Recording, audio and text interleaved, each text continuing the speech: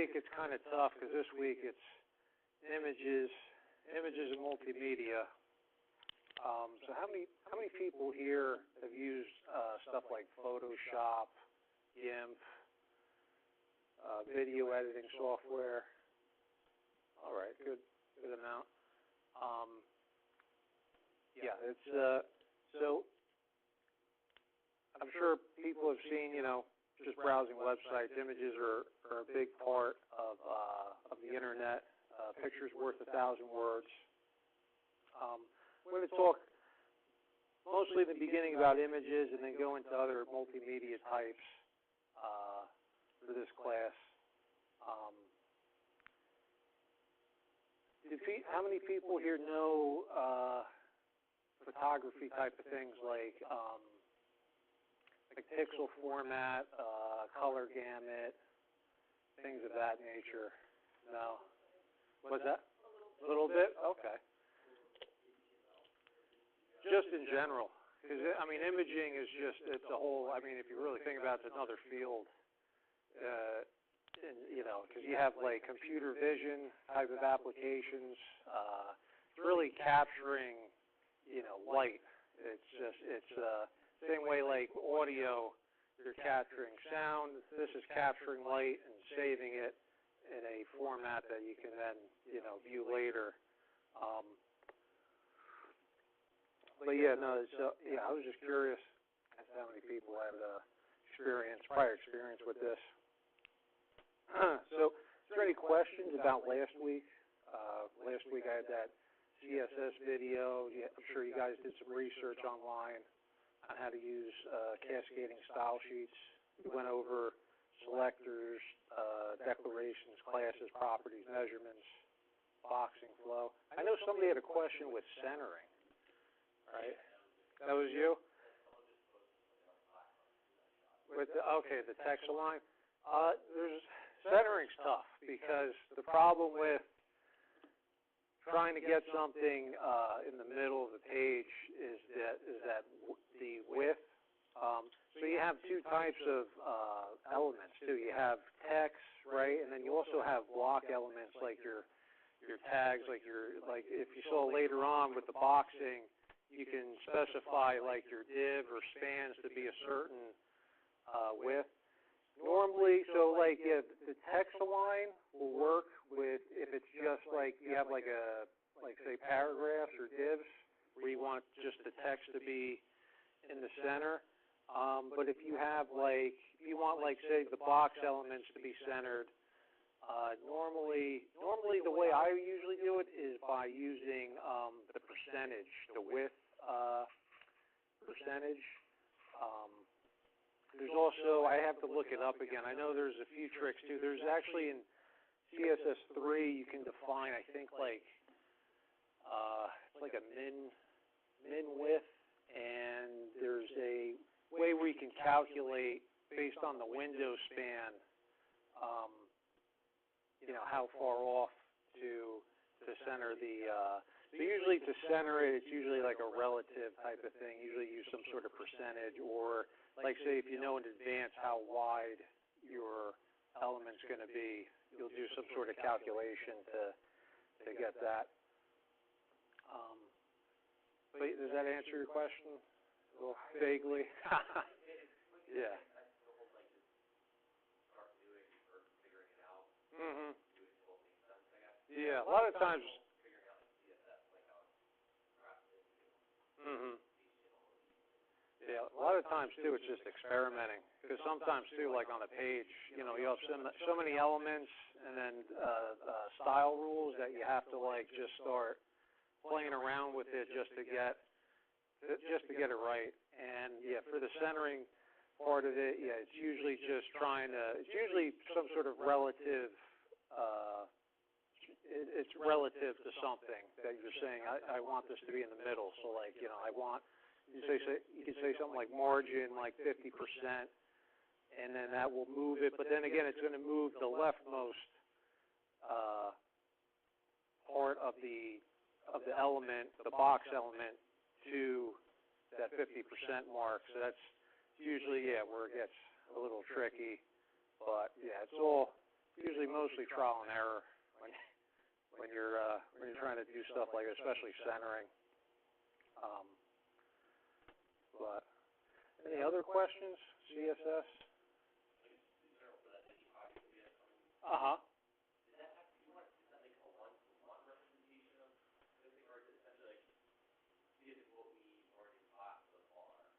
Yeah. It's. No, not it's as close as you can get it to look like the medium site. Because obviously, the one cheat you can do is just you literally go to the page, copy and paste it. But it's try to get it as close as you can to look similar to it. Try to use like tricks too, like with doing like classes, having like style classes and assigning it to the elements to have like a uniform, say like article layout or paragraph layout, just things of that nature. And just try to get it as close as you can. Yeah, it's not. I'm not expecting like an exact pixel rendition of it. Just something that's close to it and just uses all the things that we've learned to facilitate that. Does that make sense? Yeah. Mhm. Okay. And actually, just sort of like working on it, I never realized I thought it would be easier, or it was something that's more natural, Mhm. and it wasn't like more behind the scenes. Mhm. So that was like fun to look at, like working style was kind of fun. Oh, good. But yeah, I just didn't realize like you do that much work on it. I'd like to take a few lines back to it. This is the first script that I'm doing. Mhm. All right, good. Any other questions, feedback? No? All right, let's get into it. So today, I like to call these digital assets. So, on the web, you have more than just, as I'm sure all of you have seen, there's more than just text and colors and formatting on the web. You have things now like images, audio, video. You even play like video games now, literally in an HTML page. And I'm classifying this as all assets, digital assets. Usually you'll have something called like an assets folder if you're working server side on developing a website. Sometimes you'll have an assets folder which contains all of your images or audio, video files, what have you. So like I said, HTML and CSS is not always enough to convey a concept or idea. Many times you'll have digital assets that you want to include in your page. Some things include images, which you have many types of images. You have PNG, which is portable network graphics file format. You have JPEG, GIF, TIFF, SVG, etc. And they all have different properties. You have audio files that you can play, such as like, sometimes you have like soundboards or something, fun little soundboards that people set up. And that includes MP3 files, WAV files, OGG, MIDI, and then you have video. Video, nowadays, most of it's dominated by the MPEG-4 format.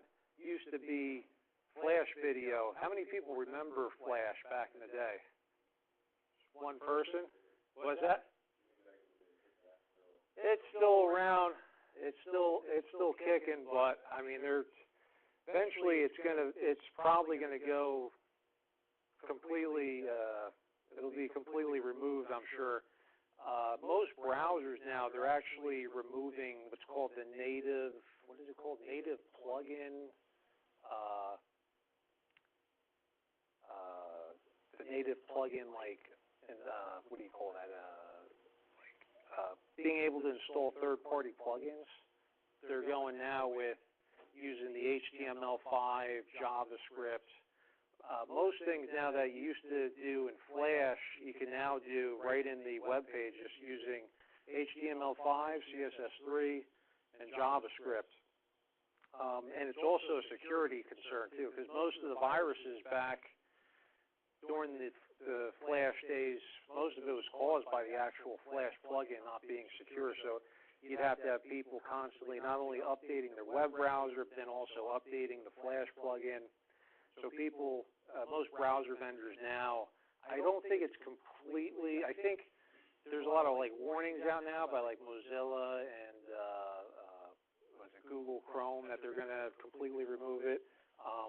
But yeah, it's going away, and eventually will be replaced by the HTML5, way of displaying multimedia. But yeah, back in the day, I mean, Flash, yeah, you used to play videos on Flash. You used to have like little games, like Flash games you could play. Just about everything. And one of the formats that came out of it was the Flash video format, which was a big. How many people work? Do you work in Flash still? No? Huh. Uh-huh. Oh, do they? Oh, interesting. Oh, that's interesting. I wasn't even aware of that.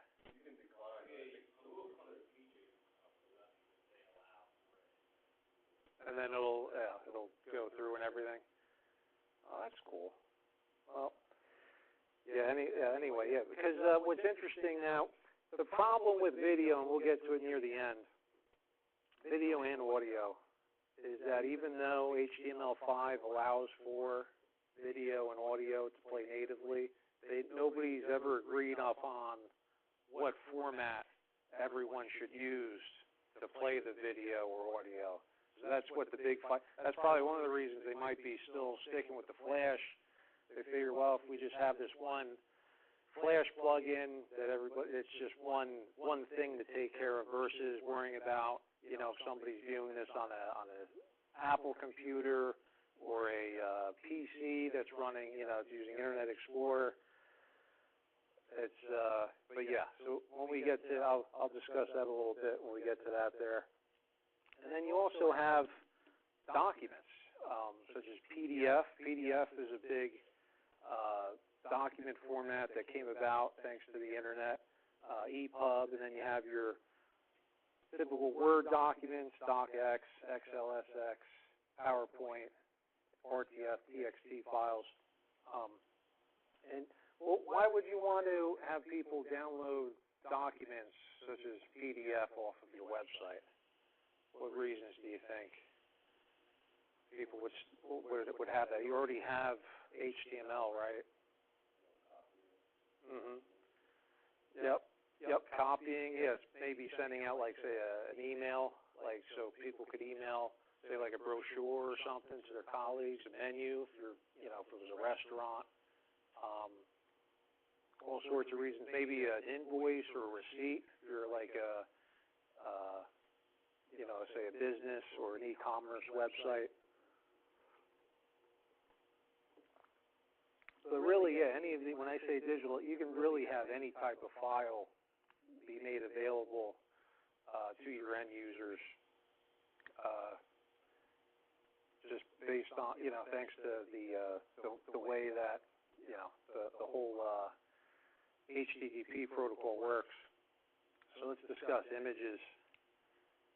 So images, they can be inserted. There's two ways you can insert images into your web page. You can either use the image tag. How many people have seen the image tag when looking through the HTML tags assignment? Right. So that's the easiest way. You use the image tag, or there's a CSS property called background image, where you can actually pretty much use any element. This is a CSS3 type of property, so any element you can actually give it a background image to use to display in the background of your elements, such as a div, a span, a paragraph, even the body tag. You can have the body tag have a image background. So image files. So image files must be either hosted on a web server and then delivered via the HTTP protocol, like we had talked about, first, a couple weeks of class. Or you can embed the image using what's called a data URI. So a data URI is a new feature in HTML5. You can actually take a image that's in a digital format, and a byte, or essentially a long byte stream. And what you do is you turn it into it's a base 64. You use base 64 encoding, which in layman terms means that you're taking binary data and you're converting it into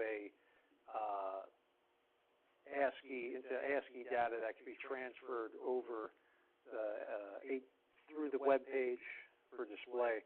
But a couple notes on it. So to do that type of embedding into your web page, the browser that you're using has to support that data URI format. The image needs to be encoded into base 64. And I have an example here that shows it. So I have this little pen here we can go to. So right here I have 3 pictures here on the left side. You can see that the first one I have is the div element using the image class, which here, if you look, I'm using, this is what all these elements are using for, they're floating, they all have the same width and height, and I'm using the background dash size attribute cover, which essentially just stretches the image over the width and height that I have. So if we look here, the first one here, I'm using the actual background image attribute here, CSS attribute, and this is off of Wikipedia here. This dice picture here, and then the second image, just using the basic image tag with the source attribute set to the tinypic.com website. And then the third image here, if you look, this is that base 64 encoding that I was talking about. So this isn't actually hosted. The convenience of this is that you don't have to have this hosted on any type of web server. You're actually embedding the data, the image data, right into the web page when you do this, and it just becomes this really long, stream of data that the browser essentially reads in, converts it into its binary format, and then inserts it into the page. Any questions so far?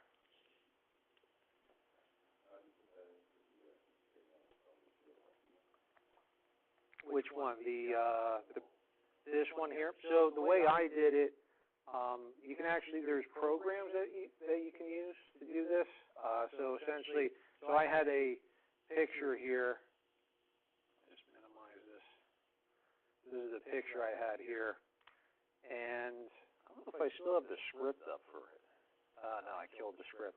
I actually used a Python script to get that byte stream. So I take that picture, run it through this Python script that goes and essentially reads the binary data and converts it to the base 64 string. And then all I do is I just copy that string and then just paste it right into the code editor. There's also online utilities too that you can use to do that. If you just do like a Google search for it, I mean, most of them you just literally upload the image to the site, and then it just goes and converts it, and it'll return back just a big long string that you just go copy and paste it right into your web page there. Well, if you change, now the thing that to keep in mind, So with these, well, if I were to go and say let's say I take the Z out, right? So one thing to keep in mind with any type of file format, there's always like a specification that you have to adhere to. So what could have happened when I removed that Z, that might have been a very important section in that file that, say, defined like say, for example, like it defines like the byte offset of, like say the, trying to explain this well.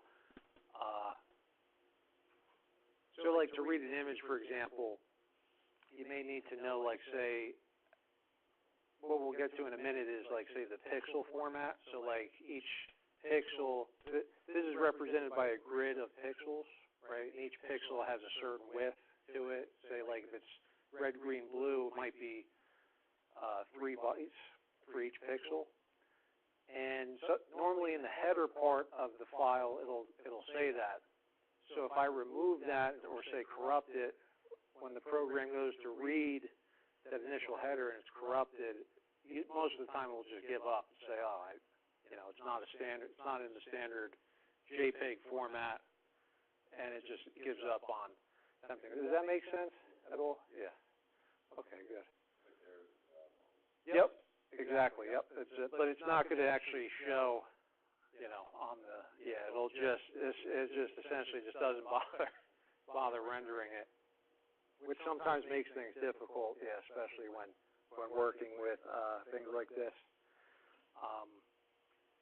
But yeah, so is that any other questions? Just trying to think of. So if I go, what if I on here, if I were to expand this, say, to 900, right?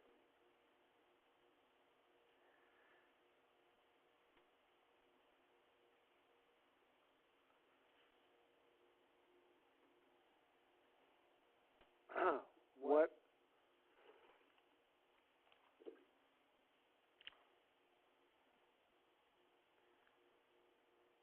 does anybody know what this is called when, say I have an image that's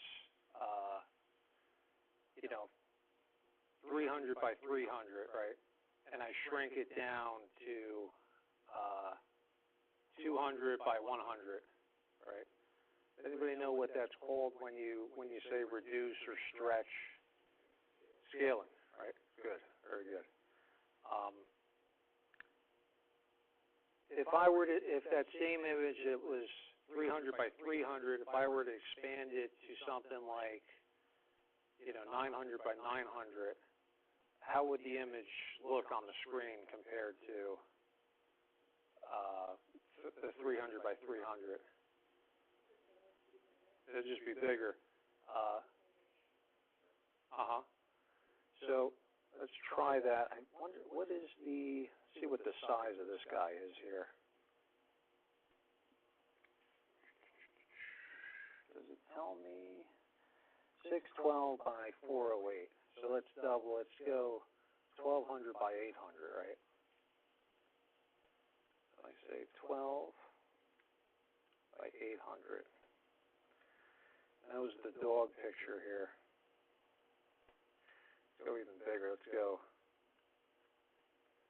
24. What, 16? Right. So what do you notice as I'm expanding the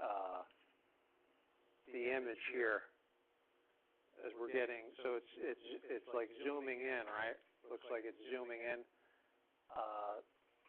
Is it improving? Is the image quality improving, or is it getting worse as we expand? Getting worse, right? And why is that?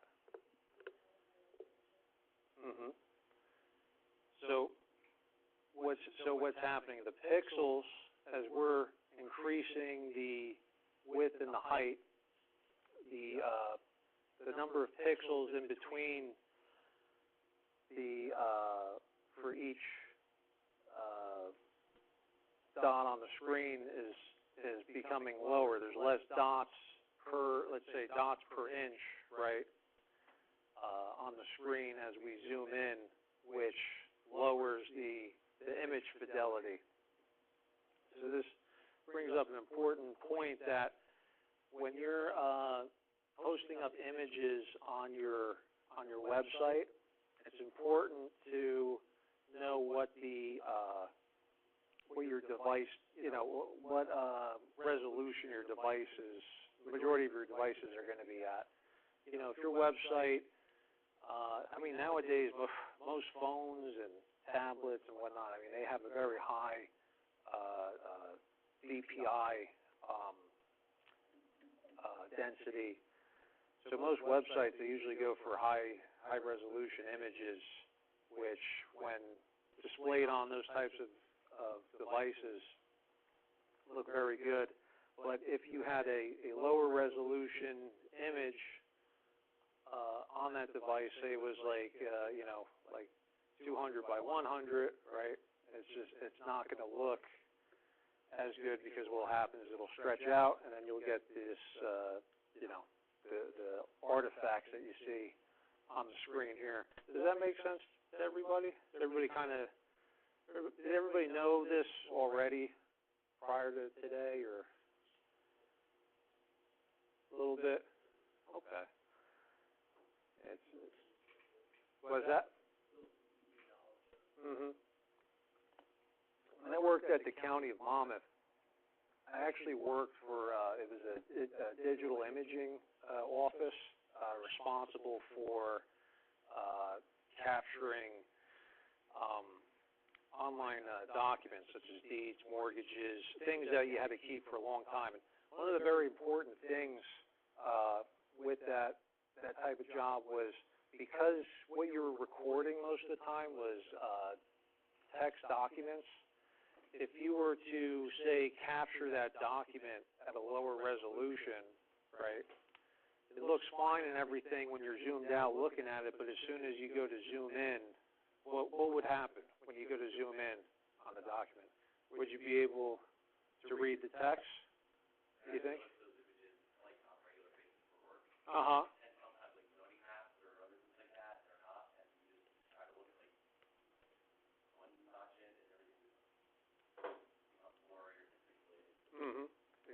Exactly. So yeah, that's an important thing to know. Yeah, when capturing stuff, archival stuff like that is, once it's captured, you really, most people will try to save storage space by capturing it at a lower resolution, but when they need to later look at it, to zoom in and look at detail, it's just not there. It's easier to zoom out on a big picture, high-resolution picture, and do what's called an interpolation of it, where you're actually, you're taking that grid of pixels and doing a smoothing effect, and then getting something that's close to. You're essentially shrinking the picture. It's easier to just shrink something that's really big than to try to expand something that's small, if that makes sense. But yeah, it's just something to keep in mind. Yeah, if this was text, for example, this would be a really difficult image to read. So that was I ran on that. So then you also have different image types. So images that we just saw were called raster images.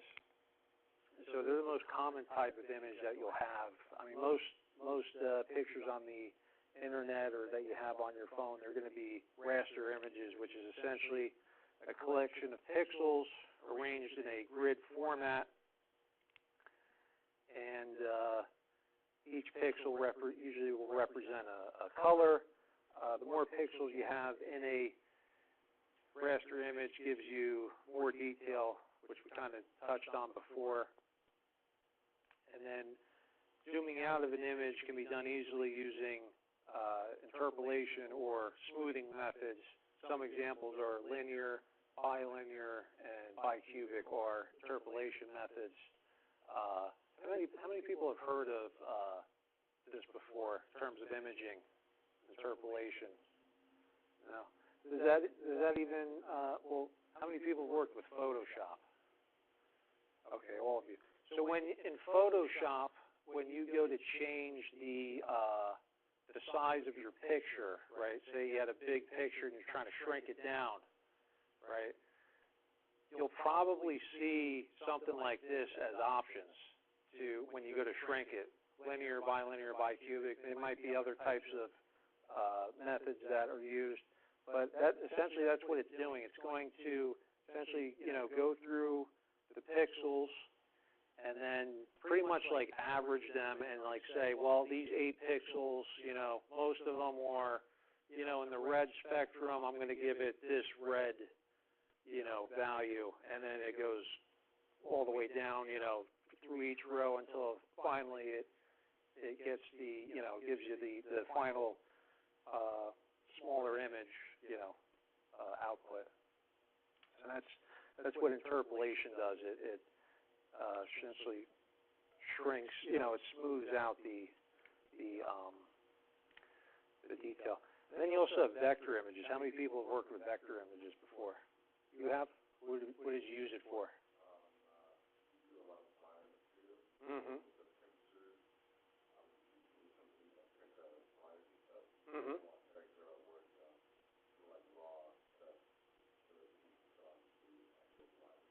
Oh, okay. Okay, nice. What do you notice? Do you notice a difference between using, say, a vector image versus say, like a picture that you take, like with a camera or raster images? What do you notice when using the vector images? I noticed that really we just send them. I know that they're a little bit more sharper. Mm-hmm. So that manufacturer has a lot more pictures to work with. Mm-hmm. And some of them are layered, I believe. Mm-hmm. So that almost like a what do you call it? Like the slides you used to have, right? The transparent slide with the yep. Mm-hmm. That's the best part about vector images. They're first used in defining font. So vector images are really a collection of points, like shape points, like polygons or curves, circles, triangles, what have you. And what's great about vector images is that, there's no, for one, they're usually smaller because instead of it being a huge grid that you have defined for the whole picture, it's just a set of points. So if you just have a circle, let's say, you could represent a circle by just, was it pi r squared, right? And it's just, you have the entire circle defined, and it's a smaller form factor versus defining this grid of pixels. And then the other thing too is because it's it's relative. So when you go to zoom in, what happens when you zoom in on a vector image? It doesn't pixelate, right? Because it's drawing it dynamically based on the defined shapes that it has. So that's another great aspect of vector images is the fact that it's I forget the term I used here. Resolution independent. What's that? Yep, you can upscale and downscale with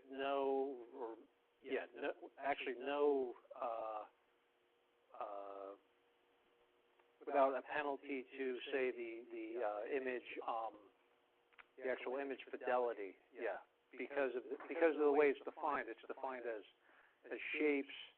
So if you have a lot of shapes, a lot of shapes can be used to draw a picture, and then because they're shapes, when it goes to draw on screen, when you go to zoom in and out, the actual display handles the actual rastering it onto the display. So there's no pixelation. It doesn't have to do any like smoothing or anything like that on the original image. It's doing it on the fly because it's actually literally drawing your picture onto the screen. Does that make sense to everybody? I have an example later I can show you. You'll kind of see the difference from what I'm talking about. But yeah, that's essentially vector images, and that's also why too a lot of times they're used with fonts, because fonts, like say you have say you have a cool font, right? Every font, every letter in the font is usually a vector graphic, and then what that allows is when you go to say change the size of the font, say you go from 6 font to 48 font, right? You notice that the letters in the font they don't get pixelated as you expand and contract, because the font was defined using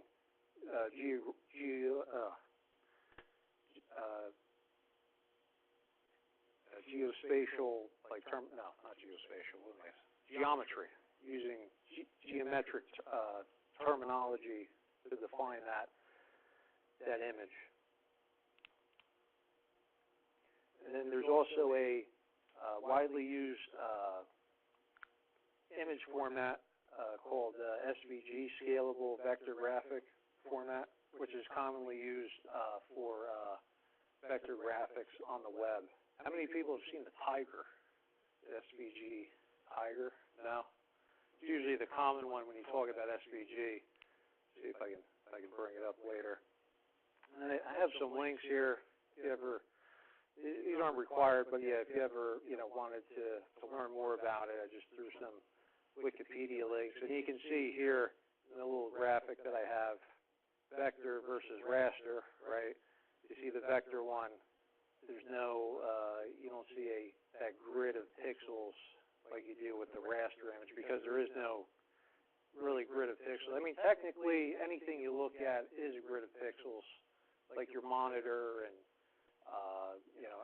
your phone, or it is a grid of pixels. But the actual image itself is not a grid of pixels, so that's why you're able to have that effect there. This is the code pen that I have that kind of shows it here. So the other cool thing about vector graphics is also you can use it for animation, because, like I said, it's geometric shapes. You can then go and manipulate the geometric shapes on the fly. And I think, too, that's what Adobe Flash used to do back in the day. You'd have these vector graphics defined in your storyboard, I believe it was called, and then you would go and write ActionScript that would then go and change the graphics, change the position of certain, graphics on the 2D plane. So on the left here, I have that PNG from before with the dice, and on the right here is an SVG picture, and you can see here the SVG. I have a width, a height, and then there's this right here. You can see the different functions here. So I have a circle, and then actually a bunch of circles here. You can see it's just a bunch of geometric terms used to define the actual picture that's on the right here of the clock. And then I have JavaScript here that goes and does the actual moving the hand of the clock, moving the minute hand and whatnot, which is just changing one of the defined hands in the SVG file so that it keeps moving there. So now if I were to go and let's say I expand this, so if I say 3, 3, all right, so I just expanded this tremendously. You can see here on that raster image, you start to see the pixels in the picture here. Then if we were to go down to the clock, you see how the clock very smooth, even though we've zoomed in quite a bit. You still have sharp edges. There's no blurring of any kind. And that's because of, like I said, the way that the picture was defined. It's able to translate that as we go and zoom in on the element. Any questions on that? No? Okay. Let's move on then. So pixels. Pixels are the smallest addressable unit in a raster image. Usually represents a color. It's a point in a grid. Like I said, value assigned to it usually denotes a color. It can also denote a transparency too. So you can actually say, this pixel, it's, red, but, 50% transparency, so that if there's something in back of it, it'll kind of show through a little bit, almost like a shadow. Pixels are usually referred to, when you look at a picture, usually you're concerned with the bits per pixel of the picture, and that's usually represented by the number of ones and zeros that are contained within the pixel. So if you have 1 bit per pixel, right, that's usually it's a black and white image, because only 1 bit is representing the actual pixel in the grid. So if you only have 1 bit, right, a bit can only be on or off, right? So you can only represent 2 colors with that pixel. So the higher number, the more bits that you have in a pixel, the more color information that you can store in a pixel. But as you increase the number of bits, it's going to increase the size of the file, because the more that you need something to represent your whatever it is you're trying to present, the bigger it's going to be. And then usually to get around that, you use something called compression, which we're going to get to in a minute. So this is all the different pixel formats. How many people have used anything other than, say, like, how many people have done, like, black and white or grayscale type of photography? No, not really. Okay, not a big deal. But yeah, so you have, most common ones you have are monochrome images, which are, like I said, the 1 bit per pixel that we're talking about. Grayscale images are 8 bits per pixel, which are, they're good for, like,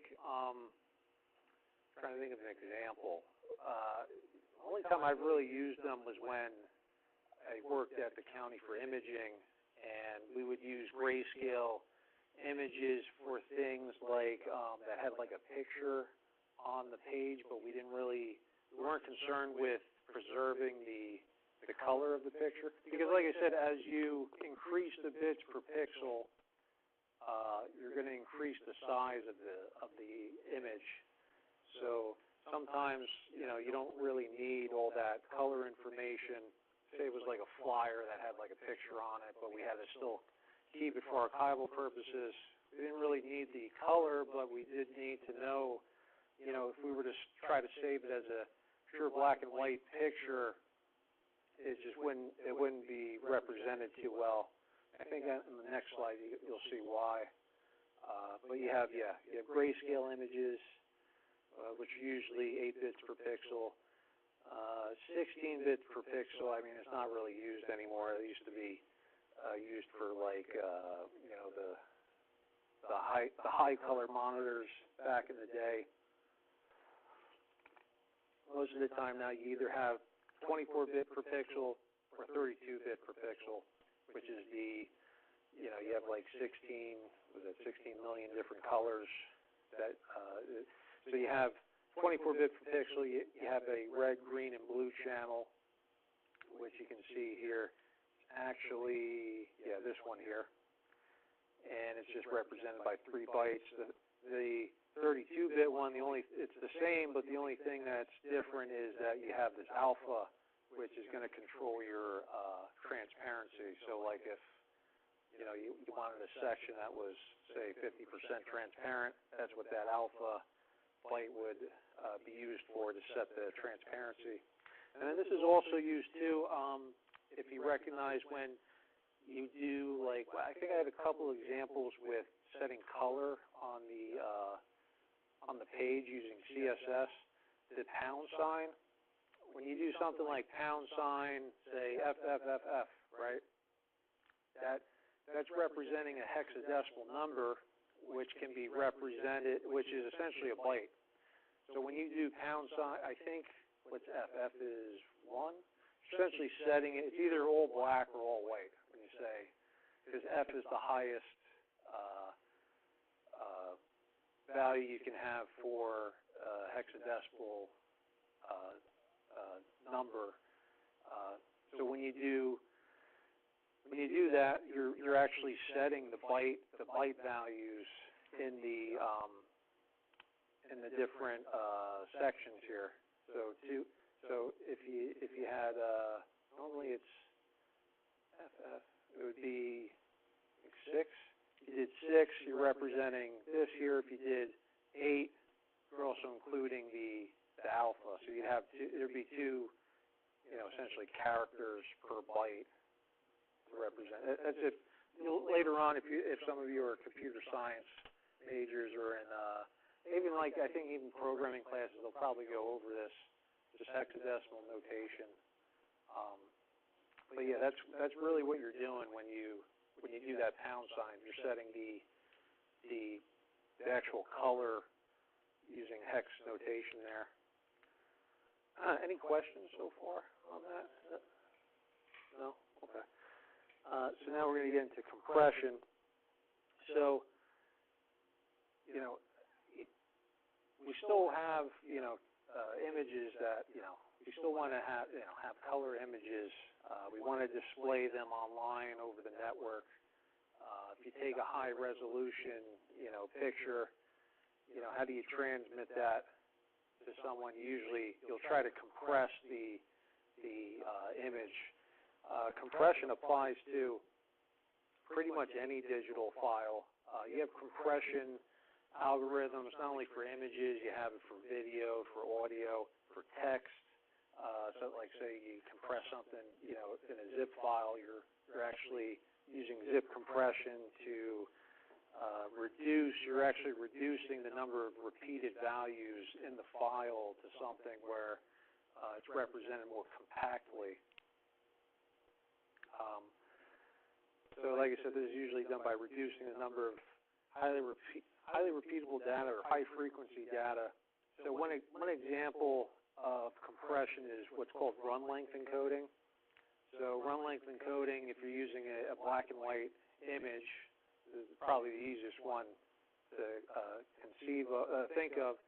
So if you had a black and white image, right, or even if it's just you can even say it's a 8-bit per pixel image, right, and you're going through you have these what are called scan lines, so you're going line by line through that grid.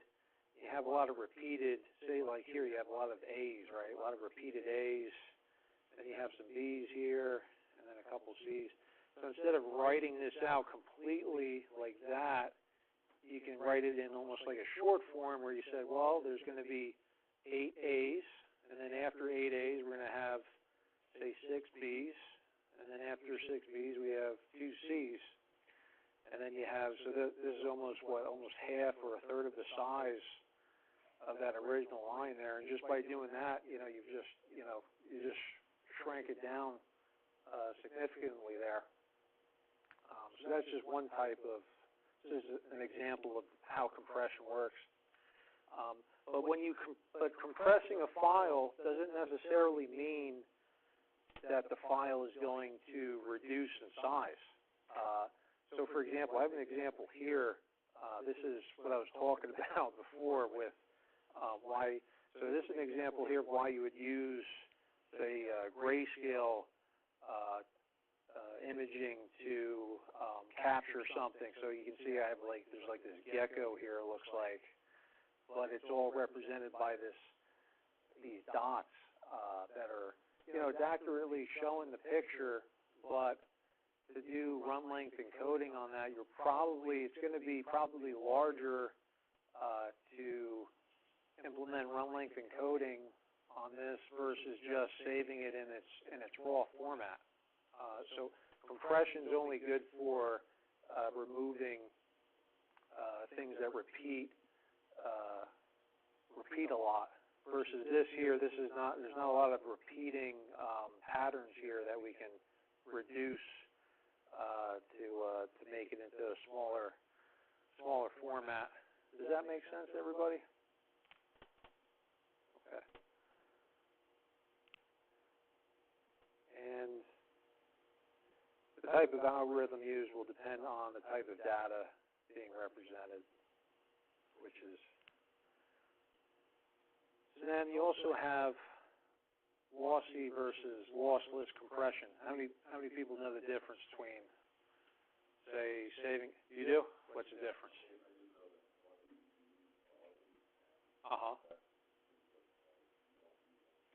Yep, exactly. Was that silicon? Oh, was there an episode where they had? Oh, yeah, that's right. I forgot. Yeah, Piper, right? With yeah.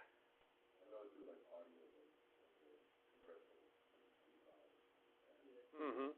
Now what's that? That's a lossy compression, right? Mhm. Mhm. Now, so typically, which is going to be bigger, the lossy compression or the lossless compression in terms of file size? The lossless will be bigger, right? Because you're keeping the image or the fidelity of the file most of the time, right? It's going to, but sometimes are you always using lossless compression for everything? If you can, right? If you can get away with it. But yeah, lossless, usually you use lossless compression where, it's something like, for example, when I worked at the county, for the digital images, we had to use lossless compression, because these were, these were people's lives essentially, people's houses, mortgages and deeds and whatnot. We had to use lossless compression to preserve the fidelity of the images. But sometimes you'll use lossy compression because, sometimes you have no choice. So, for example, like a color picture, for example, if you try to use, like, say, lossless compression, like using a PNG file, which I think uses Deflate for the compression algorithm, it's not going to be as small of a picture as if you use, say, JPEG compression. Because what JPEG compression does is it will take it'll go through, scan through the file or through the grid lines, and then it comes up with an average of, all right, well, in this area, just like when we did the interpolation, like in this area, most of the stuff is, say, this color. So if I just set this color and then use this gradient, it's not going to be, noticeable when I go to replay this to somebody. They're probably not going to notice that the image was changed slightly. That's usually what these lossy compressions, that's usually what happens. It's trying to compress it, but have it still be representable as to what it originally looked like. So, as we said before, lossless compression means that original image data remains after the decompression process has been completed and the image is displayed on the screen. No data was lost. Some examples of it: Hoffman encoding, run length encoding, Deflate. I mean, some of these too are also like Hoffman encoding is also used not only for digital images, but it's also used for text. And obviously, when you're compressing text, it's gotta be, it's gotta be what it was. You can't say, oh, well, we got 90% of it right. It's close enough. Usually, it depends on the application. Yeah, sometimes, it's gotta be 100%, returned when you go to decompress it. So, typically works best on formats that have, this, like I said before, so this works best on black and white type of images where you only have, two colors to worry about. Lossy compression. You'll lose a little bit of image data during the compression process, but you're not going to really notice the effect. Usually you don't notice the effect. Unless you did something like, say, you saved, so this is also important to note, too. If, say you're working with a picture in Photoshop, right? I'm going to use Photoshop again as an example. You constantly save the picture as using a lossy compression. What's going to happen with the picture?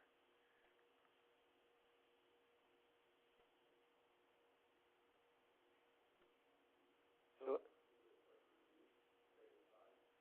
it's going to, it'll reduce in size to a point.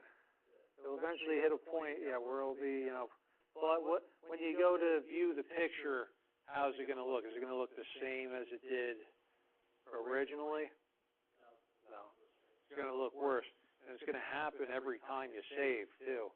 So a lot of times when you're working with something like, say, like a Photoshop image, as you're working on the file, you want to save using lossless compression so that your original image, as you're making, additional edits, you're not actually degrading the image or doing this, in terms of JPEG, it does this blurring type of effect.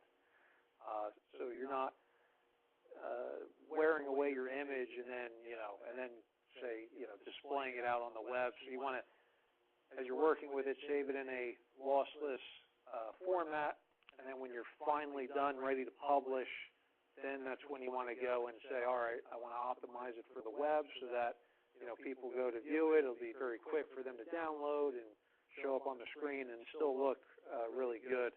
So that's when, usually when you go to publish, that's when you want to apply your lossy compression for the images. So here's an example here. So I have this umbrella that I downloaded, and I got this spot here that we're going to zoom in on, and the one on the left is this is the original PNG format, and then on the right here is the actual image, but it was saved using JPEG compression. So as you can see, the image, you're not going to notice that blurring effect, and I actually have it up on one of these here. So this is the actual, the two images here.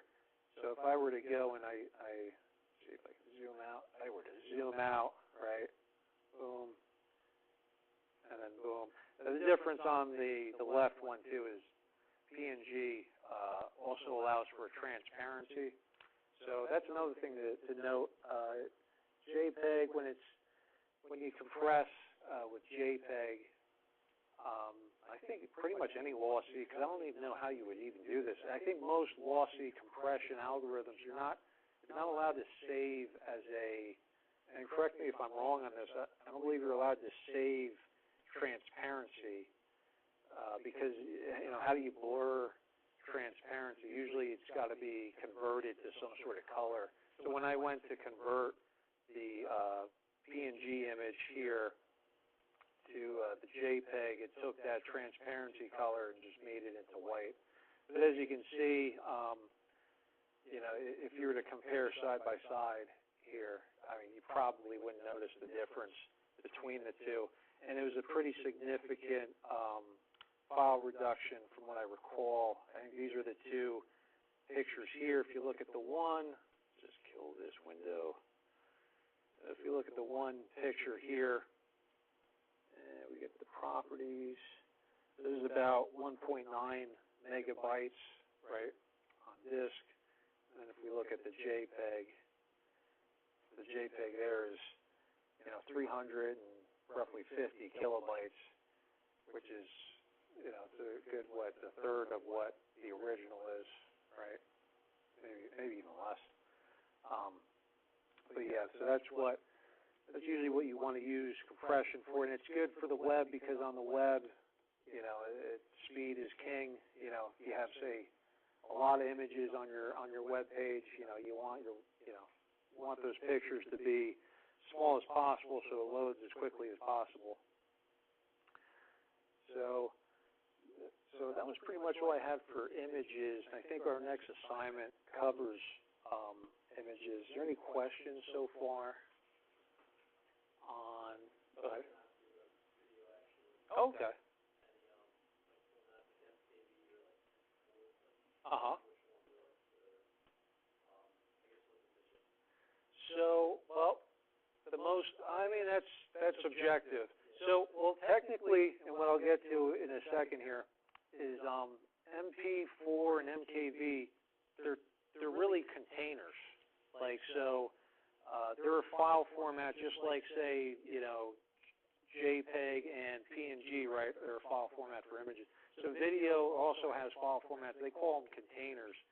And what happens in these files is, yeah, you have your video data will be stored in it, but it might be stored as say a HT64 encoded video, which is what really matters is not necessarily the container, but the encoding of the video.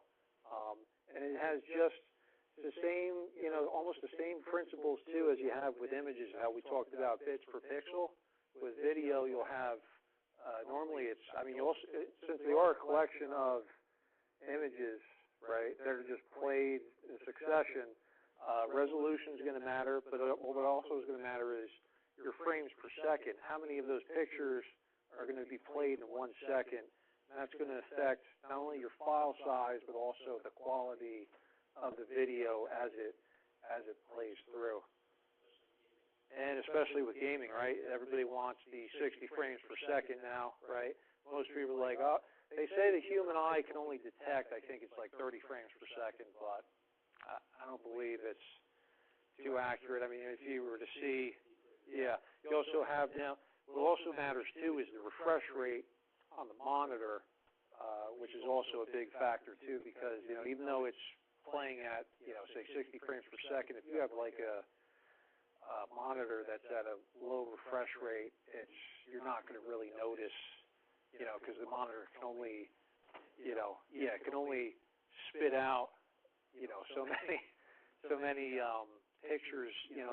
So it's going to depend too, on the device, just like we were talking about before with resolution. If you're showing a you know, like a super high resolution picture on a device that only, you know, supports 300 by 400, you're not going to notice a difference because, you know, the device can only show that many pixels. Does that answer your question? Yeah, okay, good. So I'll just jump into video here. So video, like we said before, it's a collection of raster images played in succession, and you also have an audio track that can be played in the background. So prior to the HTML5 video tag, you had, usually it was a browser plugin. So like we were talking about before, Adobe Flash was usually used to play these types of videos. So, but even though the video tag is widely supported, not all browsers support all video codecs. So you have the video container, right, and then you have these what are called codecs. And the most common one now you hear about is like H.264. You also have Windows Media has a codec. MPEG, or no, MPEG-2. No, MPEG-2 is a container. You have to like be careful between the difference between a container and a codec. The codec is used for essentially the compression used on the actual video stream, whereas the container is the actual file format of the video. And this is the example I had here. So what this is going to show here, interestingly enough, is so I have two video files I took from W3 schools. One's in MPEG-4 format. Other one's OGG, which is, I don't even know what that is. It's a format, I think mostly supported by like Google Chrome. And you see here, the one I have, you can define, so if you were concerned about compatibility, you can do what's called a fall-through, which is where within your tag, I don't know if I've discussed this before, but fall-through is where you can, within your tag, have multiple declarations, and then what will happen is if, say if the first one wasn't supported by the browser, it would just go to this one, and if that wasn't supported, it would finally just go to this last thing saying, you know, your browser does not support the video tag. And if we go down to the OGG format here, you can see right here, say these videos will play. I guess this didn't really work with the fall through. I guess it didn't actually know that it wasn't able to play the video. But yeah, the OGG, you know, even though I have it defined and everything, if I go to play it, you know, the browser doesn't know to play it here. Oh, I'm sorry, you know what, this only comes up when the actual tag itself isn't supported. So like if this wasn't an HTML5 browser, this wouldn't show up here. But yeah, as you can see, even though we have it defined in the video tag, the browser doesn't support playing it. So it doesn't play. And I think I have on this screen here, this is Google Chrome. Google Chrome, on the other hand, same exact code. And Google Chrome will go and play the OGG because Google Chrome supports that video codec. It's just something to keep in mind. This is probably why, too, CNN, for example, probably still using Flash. Just doesn't want to deal with the headache, you know. So I kind of covered codecs. So yeah, as we said, it's usually you have containers. Containers will contain data streams. Data streams are then encoded into in a compression format, which is the codec. Codec is short for coder, decoder, because yeah, normally when you go to encode, you know, you're usually, when you're saving a video file, you're using some sort of codec, which contains both the encoding mechanism to save it into that compressed format, and also the decoder to then view it in its native format. Audio is the same way. Audio, very similar. Instead of storing, you know, you're storing actual sound waves. Also has lossless and lossy compression formats, as we said earlier. And there's also the audio tag you can use to play, you know, audio files.